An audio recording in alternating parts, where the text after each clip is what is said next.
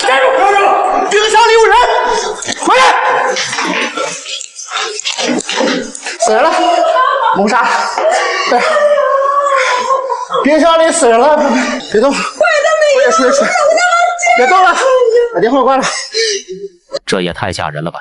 男子的妻子失踪，于是主动领着民警进屋搜查。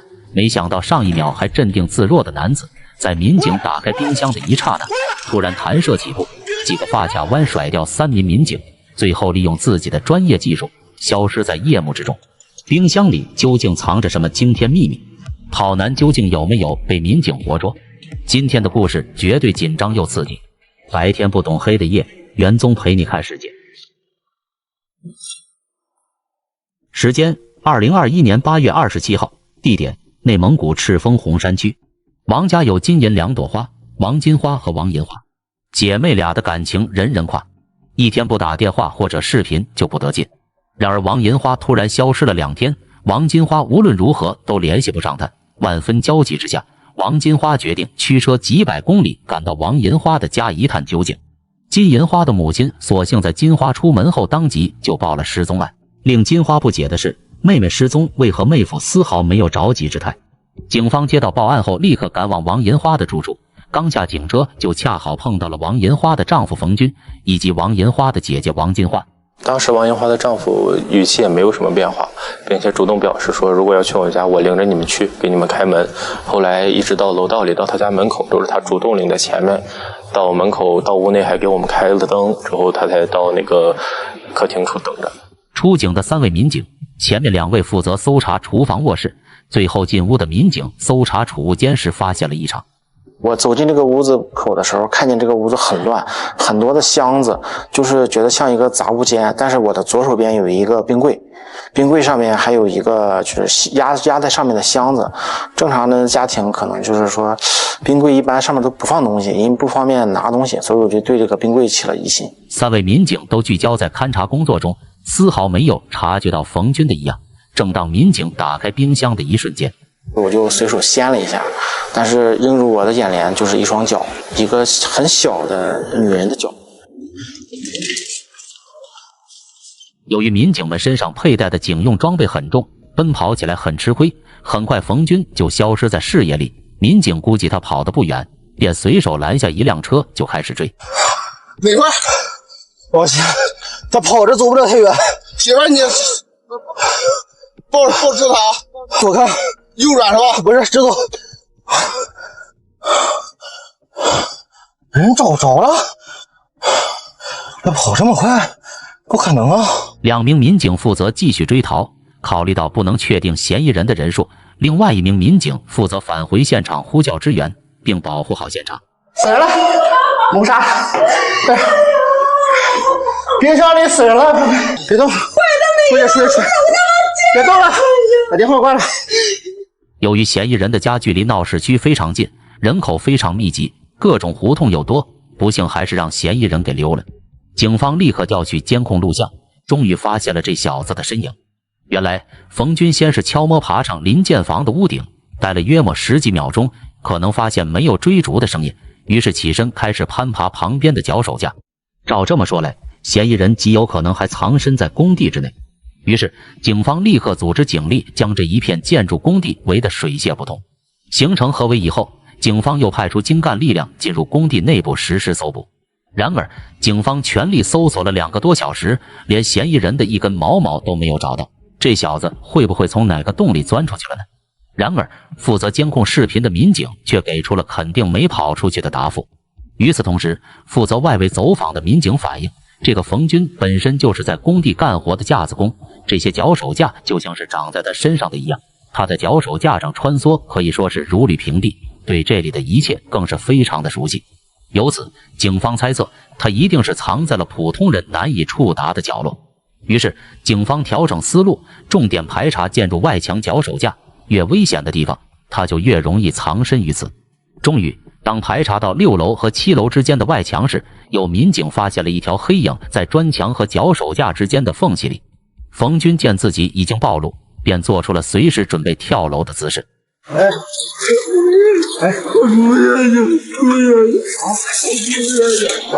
出来，你这一看我这么高，你咋你我这个人来？来，民警看到冯军的情绪慢慢的稳定了下来，于是便踩上脚手架与他进行沟通。他的父女给我提了个要求，他说他要见他的女儿。我说行，我满足你要求。我说你见女儿你得下来。大约想了3、5分钟的时间，他说那我下来配合你。就这么，我扶着他，抓住他的手，完了一步一步的把他抱下来。隔几分钟后，冯军走下了脚手架。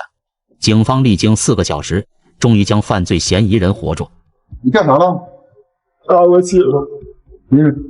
他要掐死我丫的。到案后的冯军对自己杀害妻子、藏尸冰柜的犯罪事实供认不讳，但冯军却说，虽说他杀害了自己的妻子，但长期以来他才是弱势群体，他才是受害者。这到底是个什么情况？皮裤套棉裤，元宗说缘故。据嫌疑人供述，2017年那时冯军还在外地打工，王银花在赤峰市里经营理发店，二人年龄相仿，又都是单身，经人介绍走到了一起。没过多久，王银花就瞒着家里人来个先斩后奏，直接跟冯军闪婚，并扯了结婚证。王银花的家人觉得二人结婚太草率了，发展太快，连人都还没了解透彻，但木已成舟，迷已成炊，也只能默认了。1年后，他们生了个女儿，二人的关系也正是从有了孩子以后开始急转直下。生完孩子以后，应该是有点抑郁症，再加上我妈不管，我没人帮带，累的慌，1、2、3天就一吵，反正是前有个事儿他就能给吵起来。然后就是我爸爸生完孩子以后没说点什么好听的，我得罪我媳妇，然后我媳妇就说咱俩就先离婚，吓唬你爸，就这么离了，说到时候咱再复婚，就这么离了。冯军的意思是，他们2口子关系恶劣，是因为妻子王银花生完孩子后有了抑郁症，并且公媳之间有隔阂导致的。而王银花的姐姐王金花却有着不一样的说法。她说，冯军这小子太懒，完全不负责任，根本不配做一个合格的丈夫以及一个合格的父亲。王银花靠着自己的努力，辛辛苦苦给人剪头，好不容易攒够钱买了房。怀孕后为了养胎，不得已关掉了门店。没成想冯军这小子根本挑不起重担，还是浑浑噩噩过日子。王金花对冯军的评价就是，这小子是个好吃懒做吃软饭的男人。二人离婚后并没有分开住，而是继续在一个屋檐下生活，但这并不妨碍他们打仗。周围邻居都反映，这2口子成天打仗，家里打，街上打，白天打，夜里打，没个消停的。据冯军供述，王银花在婚后变了母老虎，只要有丁点不满意，他就要打人。2021年8月25日吃完午饭后，因管教孩子的问题，二人又发生了争执。王银花手持皮鞭，将孩子和他爹绑在一块，用皮鞭抽打。这一次他再也没忍住，将多年来被妻子家暴所积压的怒火一下子释放出来，掐住了王银花的脖子，将他当场送走。